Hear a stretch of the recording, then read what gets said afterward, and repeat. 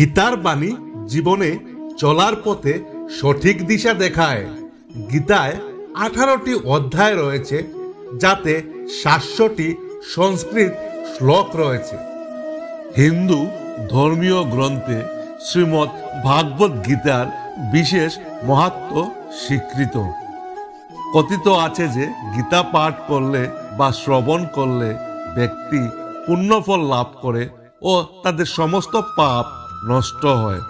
কথিত আছে যে গীতায় সব সমস্যার সমাধান পাওয়া যায়।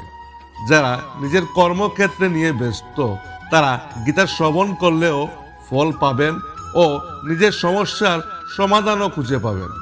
আর দেরি না করে জেনে নেওয়া যাক গীতার অত্যন্ত গুরুত্বপূর্ণ 11টি বাণী। 1. যখন সংসারে দেখার মতো কিছুই থাকে না, তখন মানুষ ঈশ্বরের দিকে দৃষ্টি নিক্ষেপ করে। 2. মনুষ্য এই ভ্রমে থাকে যে সকল নির্ণয় স্বয়ং করেছে, কিন্তু চোখে আবেগের অবকুণ্ঠন বেঁধে যারা আছে তারা স্বয়ং নির্ণয় কি করে করতে পারে? বাস্তবে সব নির্ণয় নিয়তিই করে। 3. বিরোধিতা শক্তির প্রমাণ হয় না। শক্তিমান সে যে সহনশীল, সহ্য করতে পারে। যখন হৃদয় থেকে ক্রোধ আর বিরোধিতা দূর হয়ে যায়, তখন সহন শক্তি ধর্মের শক্তিতে পরিণত হয়।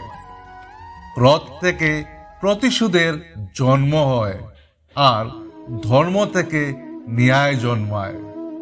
তোমার জীবনেও যদি এমন সময় আসে যখন তোমার ওপর কোনো অন্যায় হয়, তবে ন্যায় করার পূর্বে নিজের ক্রোধের উপর অঙ্কুশ অবশ্যই রেখো।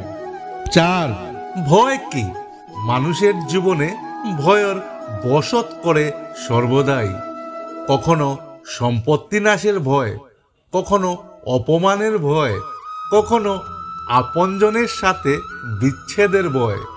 এ কারণেই ভয়ের অস্তিত্ব সবার একই রকম মনে হয়। কখনো কি বিবেচনা করেছেন যে কোনো পরিস্থিতি বা বস্তু ভয়ের জন্ম দেয়, তার থেকে বাস্তবে দুঃখ তৈরি হয়? না, এমন কোনো নিয়ম নেই। আর সবার অভিজ্ঞতা তো এই বলে ভয় ধারণ করলেই ভবিষ্যতের দুঃখের নিবারণ কমে। ভয় কেবল আগামী দুঃখের কল্পনা মাত্র, বাস্তবের সাথে এর কোনো সম্পর্ক নেই। ভয় আর কিছুই নয়, কেবল কল্পনা মাত্র। ভয় থেকে মুক্তি পাওয়া কি খুব কঠিন কাজ? অবশ্যই বিচার করে দেখুন। 5. প্রেম উন্নতি দেয়, উচিত অনুচিতের জ্ঞান দেয়। প্রেম আর মোহের মাঝে পার্থক্য থাকে। বাস্তবে যা প্রেম তা কোনো মোহ নয়। প্রেমের জন্ম করুণা থেকে হয়, আর মোহের জন্ম অহংকার থেকে। প্রেম মুক্তি দেয়, মোহ আবদ্ধ করে। প্রেম ধর্ম, আর মোহ অধর্ম। 6. সময় কখনো মানুষের নির্দেশিত পথে চলে না। মানুষকে সময়ের নির্দেশিত পথে চলতে হয়। 7. কখনো কখনো কোনো ঘটনা মানুষের জীবনের সকল পরিকল্পনা ভেঙে দেয়, আর মানুষ সেই আঘাতকেই জীবনের কেন্দ্র বানিয়ে নেয়। কিন্তু ভবিষ্যৎ কি মানুষের পরিকল্পনার আধারে নির্মিত হয় না? যেভাবে কোনো উঁচু পর্বতে যে ব্যক্তি সর্বপ্রথম চড়ে, সেই পর্বতের পাদদেশে বসে সে যা পরিকল্পনা করে, সেই পরিকল্পনাই কি তাকে পর্বতের শিখরে পৌঁছে দিতে পারে? না। বাস্তবে যত উপরে উঠে তত নিত্যানতুন পরীক্ষা, নতুন বিড়ম্বনা, নতুন ধরনের অবরোধের সম্মুখীন হয়। প্রত্যেক পদে তার পরবর্তী পদক্ষেপ ঠিক করতে হয়। প্রত্যেক পদে তাকে পরিকল্পনা বদলাতে হয়।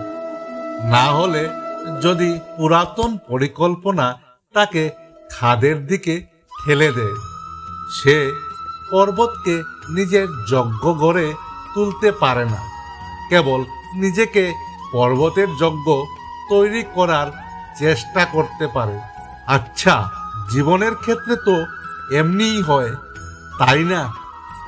যখন মানুষ তার কোনো একটি ক্ষেত্রে বাধা, কোনো একটি অবরোধকে জীবনের কেন্দ্র বানিয়ে নেয়, নিজের জীবনের গতি থামিয়ে দেয়, তখন সে তার জীবনে সফল হতে পারে না সুখ আর শান্তি প্রাপ্ত করতে। অর্থাৎ জীবনকে নিজের যজ্ঞ করে তোলার বদলে স্বয়ং নিজেকে জীবনের যজ্ঞ গড়ে তোলাই কি সাফল্য? আর সুখের একমাত্র মার্গ নয়? স্বয়ং বিচার করুন। 8. ভবিষ্যৎ তো প্রতিদিন প্রতিক্ষণে নির্মিত হয়। ভবিষ্যৎ যে কিছু নয়, মানুষের আজকের নির্ণয় কর্মের পরিণাম আগামীর ভবিষ্যৎ। আপনি যদি আজ কোনো নির্ণয় করে সন্তোষ বোধ করেন, তবে বিশ্বাস রাখুন ভবিষ্যতে অবশ্যই তার থেকে সুখ লাভ হবে। নয়, সমুদ্র হোক বা সংসার, যে ধর্মের নৌকা প্রস্তুত করে সে ঠিক পার হয়ে যায়। 10. যে বৃক্ষ তিক্ত ফলদান করে, সে বৃক্ষকে উৎপাটন করে মধুর ফল প্রদানকারী বৃক্ষকে রোপণ করতে হয়। ওই বৃক্ষকেই অধিক খাদ্য গ্রহণ করিয়ে বা শাখা প্রশাখাকে খাটছাট করলে মধুর ফল পাওয়া যায় না।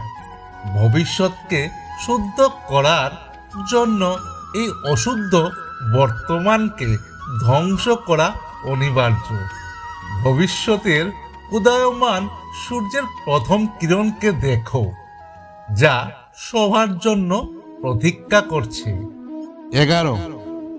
বাস্তবে না পরিচয় মানুষের দেহের সাথে যুক্ত থাকে, না তো সম্পর্কের ভিত্তি তার দেহের সাথে যুক্ত থাকে।